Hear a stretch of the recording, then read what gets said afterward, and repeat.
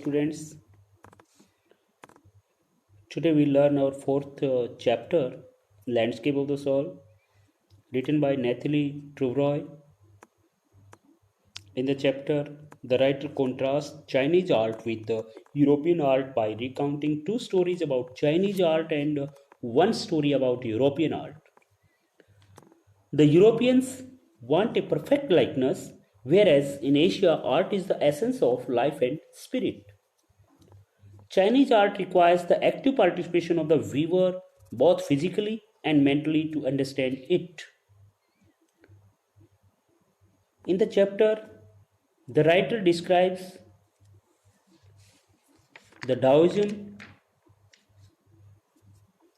He gives a short descriptions of art but also. Let's start the chapter and see what the writer want to say in the chapter. Here are some expressions. You will note them in your fair copy. Main chapter.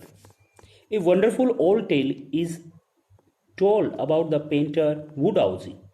एक बहुत ही अद्भुत कहानी बताई जाती है painter वुडहाउसी के बारे में, who lived in the 8th century, जो 8वीं शताब्दी में रहता था.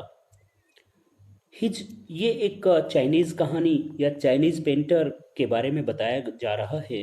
His last painting was a landscape commission by the Tang emperor ज्वांगजोंग.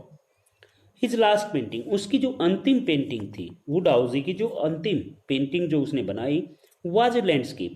वो एक लैंडस्केप थी. लैंडस्केप होता है painting of a country side और रूरल सीनरी, एक सुंदर भूमि का टुकड़ा भी कह सकते हैं. उसने एक सुंदर दृश्य, एक सीनरी की चित्रकारी की, commission by the Tang emperor Xuanzong, जिसे ज्वांगजोंग नामक टैंग एम्परर के द्वारा अधिकृत किया गया था. कमीशन अधिकृत करना और ऑर्डर स्पेशली, या फिर उसे विशेष रूप से इस चीज के लिए ज्वांगजोंग के द्वारा आदेश दिया गया था. To decorate a palace wall, महल की एक दीवार को सुंदर बनाने का, डेकोरेट करने का जो आदेश दिया गया था, इसलिए उसने लैंडस्केप की चित्रकारी की. The master had hidden his work behind a screen, और उस मास्टर ने, अर्थात मास्टर उस पेंटर ने, हैड हिडन हिज वर्क, उसने अपना कार्य छुपा दिया था, बिहाइंड ए स्क्रीन, एक पर्दे के पीछे. So only the emperor would see it, ताकि केवल राजा ही इसे देख पाए. For a long while the emperor admired the wonderful scene, और जब राजा ने उसे देखा, फॉर ए लॉन्ग वाइल, बड़े लंबे समय तक वह देखता रहा. The emperor admired the wonderful scene, और उसने इस अद्भुत दृश्य की प्रशंसा की. Discovering forest, high mountains, waterfalls, clouds floating in an immense sky, man on hilly paths, birds in flight. और इस चित्रकारी में डिस्कवरिंग फॉरेस्ट, वनों को देख करके, हाई माउंटेन्स, ऊंचे पहाड़ों को देख करके, वाटरफॉल्स, झरनों को देख करके, क्लाउड्स फ्लोटिंग, तैरते हुए बादलों को देख करके, इन एन इमेंस स्काई, एक विशाल आकाश में, इमेंस विशाल, बड़ा, एक विशाल आकाश में बादलों को तैरते हुए जब इसमें दिखाया गया चित्रकारी में, उनको देख करके, मैन ऑन हिली पाथ्स, और पहाड़ी रास्तों पर लोगों को देख करके, बर्ड्स इन फ्लाइट, और पक्षियों को उड़ान भरते हुए देख करके उसने इसकी प्रशंसा की, और वह लंबे समय तक इसे देखता रहा. Look sir, here sir means respectful form of address to a king और एम्परर, अर्थात एक आदरणीय संबोधन. Look sir, said the painter, painter ने कहा, इन दिस केव, इस गुफा में देखो, at the foot of the mountain, जो पहाड़ की तलहटी में बनी हुई है, ड्वेल ए स्पिरिट, यहां पर एक स्पिरिट रहती है, आत्मा रहती है. The painter clapped his hands and the entrance to the cave open, और उस पेंटर ने ताली बजाई अपने हाथों से, एंड द एंट्रेंस, और जो प्रवेश द्वार था, टू द केव, उस गुफा का, ओपन, वह खुल गया. द इनसाइड इज स्प्लेंडेड, गुफा के अंदर का दृश्य भी शानदार था, स्प्लेंडिड था। Beyond anything words can convey, और कोई भी शब्द उसको व्यक्त नहीं कर सकते थे। बियॉन्ड परे होना, कोई भी शब्द ऐसे नहीं थे जो इसको व्यक्त कर सकते। Please let me show your majesty the way, कृपया मेजेस्टी, ये भी योर मेजेस्टी, ये भी एक रिस्पेक्टफुल वर्ड है, respectful way for saying you to a king. राजा को जब संबोधन किया जाता है तब ऐसे बोला जाता है कि हे महाराज, मुझे रास्ता दिखाने दो। The painter entered the cave, अब वह पेंटर, वह चित्रकार उस गुफा में प्रवेश कर जाता है। But the entrance close behind him, परंतु उसके पीछे प्रवेश द्वार बंद हो जाता है। And before the astonished emperor could move और अटर ए वर्ड, और इससे पहले कि वो हैरान राजा, एस्टोनिश्ड हैरान, एम्परर राजा, कुड मूव और अटर ए वर्ड, वह वहां से हिल पाता और एक शब्द भी बोलता, the painting had vanished from the wall, वह पेंटिंग, वह चित्रकारी दीवार से गायब हो जाती है। वेनिस, गायब हो जाना। Not a trace of Woodhouse's brush was left, एक चिन्ह भी, ट्रेस चिन्ह ऑफ वुडहाउसेस ब्रश, वुडहाउसी की ब्रश का एक चिन्ह भी वहां नहीं बचा था। And the artist was never see again in this world, और वह कलाकार, वह चित्रकार भी इस संसार में दोबारा दिखाई नहीं दिया। Such stories played an important part in China's classical education, इस प्रकार की जो कहानियां हैं वे चाइना की जो क्लासिकल एजुकेशन है, classical education in ancient time, अर्थात प्राचीन जो शिक्षा थी, उसमें एक महत्वपूर्ण रोल अदा करती हैं। The books of the Confucius and Zhuangzi are full of them, Confucius और ज्वांगजी के द्वारा लिखी हुई जो पुस्तकें हैं इनसे भरी पड़ी हैं। They help the master to guide his disciple in the right direction, और वे मास्टर की, अर्थात जो शिक्षा देने वाले लोग हैं उनका मार्गदर्शन करती हैं। टू गाइड हिज डिसिपल, ताकि वे अपने शिष्य को सही रास्ता दिखा सकें, उनका मार्गदर्शन कर सकें सही दिशा में। बियॉन्ड द एनेक्डोट, कहानियों से भी बढ़कर, बियॉन्ड परे, दूर, या बढ़कर यहाँ पे अर्थ है इसका।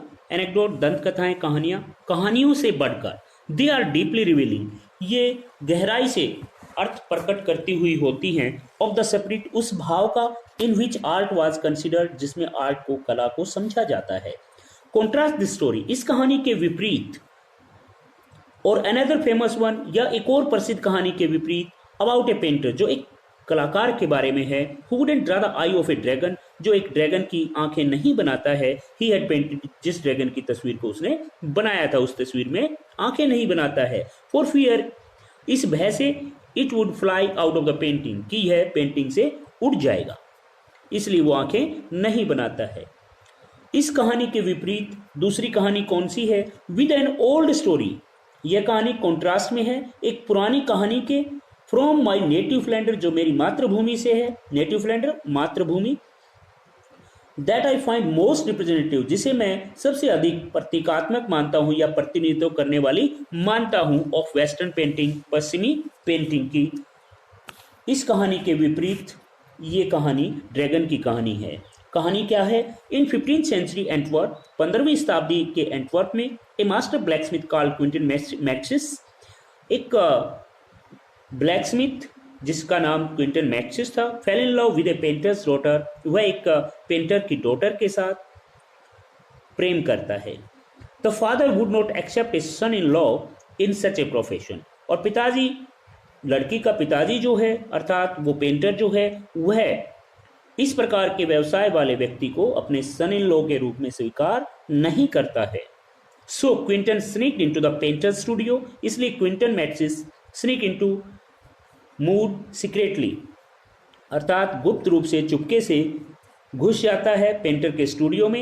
एंड पेंटेड ए फ्लाई, और वह एक फ्लाई, एक मक्खी का चित्र बना देता है। ऑन हिज लेटेस्ट पैनल, उसके लेटेस्ट पैनल के ऊपर, पैनल होता है a board, on which a painting can be made, एक ऐसा बोर्ड जिसके ऊपर चित्रकारी की जाती है। तो वह उसके लेटेस्ट अर्थात जिसके ऊपर वह अभी काम कर रहा था, चित्रकारी बना रहा था, उसके ऊपर वह एक मक्खी का चित्र बना देता है। विथ सच डेलिकेट रियलिज्म, इतने वास्तविकता के साथ, डेलिकेट रियलिज्म वास्तविकता कह सकते हैं, quality of the art which make it seem real, अर्थात कला का वह गुण जो इसे वास्तविक दिखाए, अर्थात कुशल यथार्थता भी कह सकते हैं। वह बड़ी यथार्थता के साथ और बड़ी कुशलता के साथ मक्खी का चित्र बना देता है, इतनी यथार्थता के साथ that the master try to sweat it away, कि मालिक अर्थात मास्टर अर्थात वह पेंटर इसे मार भगाने की कोशिश करता है। स्वेट अवे मार भगाना, इसे मार भगाने की कोशिश करता है। बिफोर ही रियलाइज, इससे पहले कि वह जान पाता व्हाट हैड हैपन, कि क्या हुआ था, ये बात जानने से पहले वह उसे भगाने की कोशिश करता है। Quinton was immediately admitted as an apprentice into his studio, और क्विंटन तुरंत ही उसके स्टूडियो में एक अप्रेंटिस के रूप में अर्थात चित्रकारी कलाकारी सीखने वाले शिष्य के रूप में स्वीकार कर लिया जाता है। ही मैरिड हिज बिलाउड, वह अपनी बिलाउड से प्रिय से शादी कर लेता है। And went on to become one of the most famous painters of his age, और उसके समय के जो प्रसिद्ध पेंटर्स थे वह उनमें से एक बन जाता है, अर्थात बनने में वह लग जाता है, अर्थात वह चित्रकारी सीख लेता है। इट मीन्स आगे चल करके वह प्रसिद्ध चित्रकार बनता है। दीज टू स्टोरीज, उपरोक्त ये जो दो कहानियां हैं, इलस्ट्रेट व्यक्त करती हैं, बताती हैं, वर्णन करती हैं what each form of art is trying to achieve, कि प्रत्येक प्रकार की जो प्रत्येक प्रकार की जो कला है, चाहे वो यूरोपियन हो, चाहे चाइनीज हो, चाहे एशियन हो, प्रत्येक प्रकार की जो कला है ट्राइंग टू अचीव, वह किसी उद्देश्य की प्राप्ति की कोशिश करती है।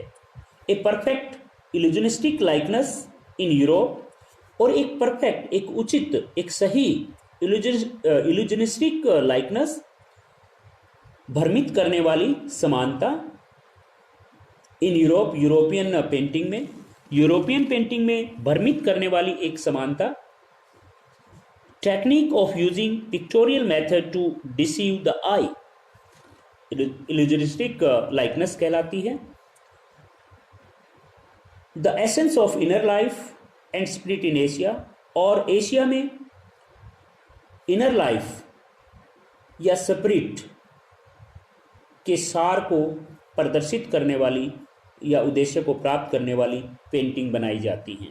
यहाँ लेखक बताना चाहता है कि जो यूरोपियन पेंटिंग है वो इल्यूजनिस्टिक लाइकनेस लिए हुए होती हैं, अर्थात वो ऐसी समानता लिए हुए होती हैं जैसे कि हम अपनी ड्राइंग में करते हैं कि एक मॉडल को देख करके ठीक वैसा ही एक चित्र बना देना, that is called illusionistic likeness. वो यूरोप की चित्रकारी का भाव है, और एक जो एशिया की जो चित्रकारी है उसमें इनर लाइफ के एसेंस को, इनर लाइफ के सार को व्यक्त किया जाता है। In the Chinese story the emperor commissions A painting and appreciate it outer appearance. एक चाइनीज स्टोरी में the emperor commissions A painting, emperor एक चित्रकारी का आदेश देता है, एक चित्रकारी बनवाता है, एक चित्र बनवाता है। अप्रिशिएट्स इट्स आउटर अपीयरेंस, और वह इसकी बाहरी सुंदरता का बखान करता है, उसकी प्रशंसा करता है। But the artist reveal to him the true meaning of his work, जबकि कलाकार उसे उस के कार्य का वास्तविक अर्थ बताता है। द एम्परर में रूल ओवर द टेरिटरी, एक शासक जो होता है, राजा जो होता है, वह एक क्षेत्र जो उसने जीते हैं, ही हैज कंक्वर्ड, जो उसने जीत रखे हैं या जो उसके अधिकार में आते हैं, उन पर शासन कर सकता है। But only the artist knows the way within, परंतु एक कलाकार जानता है कि एक चित्रकारी में कैसे जाया जाए। Late me show the way, इसलिए वो कहता है कि मुझे रास्ता दिखाने दो। द दाओ, a word that means both the path और the method.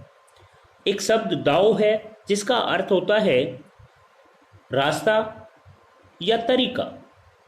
And the mysterious work of the universe, या फिर ब्रह्मांड के रहस्यात्मक कार्य, जिसका अर्थ होता है दाओ का। तो इसलिए वो कहता है कि मुझे रास्ता दिखाने दो। The painting is gone, painting तो चली जाती है, but the artist has reached his goal, जबकि जो कलाकार है वह अपने लक्ष्य की प्राप्ति करता है। बियॉन्ड एनी मैटेरियल अपीयरेंस, किसी भी भौतिक दृश्य, भौतिक रूप से परे वह अपने वास्तविक लक्ष्य की प्राप्ति कर लेता है। A classical Chinese landscape is not mean to reproduce an actual view. एक क्लासिकल चाइनीज, प्राचीन जो चाइनीज लैंडस्केप है या भूदृश्य है, उनका अर्थ नहीं होता है to reproduce an actual view, कि वे एक वास्तविक दृश्य उत्पन्न करें किसी भी पेंटिंग में। As would a western figurative painting, जैसा कि एक वेस्टर्न प्रतीकात्मक पेंटिंग करती है। फिगरेटिव पेंटिंग प्रतीकात्मक पेंटिंग, और representation of a piece of art through the eye of the creator's imagination, अर्थात प्रतीकात्मक painting. Whereas the European painter wants you, जब जैसे कि यूरोपियन जो पेंटर होता है wants you to borrow his eyes, वो चाहता है कि आप जब उसकी पेंटिंग को देखें तो उसकी आंखें उधार ले लें, अर्थात उसकी दृष्टि से देखना शुरू करें, अर्थात वो जैसे दिखाना चाहता है वैसा देखें। And look at a particular landscape exactly as he saw it, और एक भूदृश्य को इसी प्रकार से देखें जैसा उसने इसे समझा है, देखा है। फ्रॉम ए स्पेसिफिक एंगल, एक विशेष दृष्टिकोण से। The Chinese painter does not choose a single view point, जबकि एक चाइनीज पेंटर केवल एक ही दृष्टिकोण नहीं अपनाता है। व्यू पॉइंट, दृष्टिकोण, वह केवल एक ही दृष्टिकोण नहीं अपनाता है। His landscape is not a real one, उसकी जो लैंडस्केप है, उसका जो भूदृश्य है वह वास्तविक नहीं होता है, अर्थात वो काल्पनिक बनाता है लेकिन इनर सेंस लिए हुए बनाता है। And you can inter it from any point, आप इसमें प्रवेश कर सकते हैं किसी भी बिंदु से। देन ट्रेवल इन इट, तब इसमें आप घूम सकते हैं, अर्थात आपकी दृष्टि इसमें कहीं पर भी जा सकती है। The artist creates a path for your eyes to travel up and down, और जो कलाकार है वह आपके लिए रास्ता भी बनाता है, आपकी दृष्टि के लिए रास्ता बनाता है ताकि आप इसमें इधर उधर आपकी दृष्टि घूम सके। देन बैक अगेन, और तब वापिस लौट सके आपकी दृष्टि। इन ए लिजोरली मूवमेंट, एक लिजोरली मूवमेंट में, अर्थात बड़े आराम से, लिजोरली मूवमेंट, बड़े आराम से वापिस भी लौटा जा सके। This is even more true in case of the horizontal scroll, और यह और अधिक सत्य हो जाता है हॉरिजेंटल स्क्रॉल के संबंध में। Horizontal scroll, painting on a paper which has been rolled up horizontally, अर्थात कागज पर बनी हुई ऐसी तस्वीर जिसको किसी भी सिरे से खोला जा सके, उसके संबंध में यह और अधिक सत्य हो जाता है। In which the action of slowly opening one section of the painting, जिसमें धीरे धीरे पेंटिंग के एक भाग को खोलने का कार्य होता है। Then rolling it up to move on to the other, और तब इसे इसमें रोल किया जाता है, इसको पेंटिंग के दूसरे भाग में जाने के लिए। Adds a dimension of time, और इसमें समय का एक आयाम, समय की एक अवधारणा भी शामिल होती है, which is unknown in any other form of painting, जो पेंटिंग के किसी दूसरे रूप में अनजानी है, अर्थात अपरिचित है। दूसरे रूपों में इसे नहीं डाला जाता टाइम की अवधारणा को। It also requires the active participation of the viewer, और इसमें व्यूअर की, अर्थात देखने वाले की एक्टिव पार्टिसिपेशन की जरूरत होती है। Who decide at what pace, जो यह निर्णय करती है कि किस गति से he will travel through the painting, वह पेंटिंग को देखेगा, अर्थात किस गति से वह पेंटिंग में विचरण करेगा अपनी दृष्टि से। A participation which is physical as well as mental, उसकी जो सहभागिता होती है, पार्टिसिपेशन होता है, वह भौतिक और मानसिक दोनों हो सकता है और दोनों ही होता है। The Chinese painter does not want you to borrow his eyes. Chinese painter, Chinese कलाकार ये नहीं चाहता कि आप उसकी आंखें उधार लें, अर्थात आप उसके दृष्टिकोण से पेंटिंग को देखें।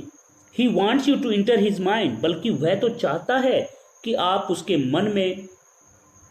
मन के अनुसार, जैसा वो चित्र को अपने मानसिक तौर पे देखना चाहता है, आप उस प्रकार से उसे देखें।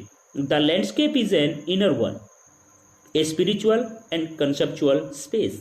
लैंडस्केप एक इनर पेंटिंग होती है जिसमें a spiritual and conceptual space होता है, एक आध्यात्मिक स्पिरिचुअल और कंसेप्चुअल वैचारिक, जहाँ विचार किया जा सके, जहाँ विचार हो सके, ऐसा स्थान होता है a landscape. This concept is expressed as sansui, और इस कंसेप्ट को, इस अवधारणा को सेंसुई के नाम से जाना जाता है।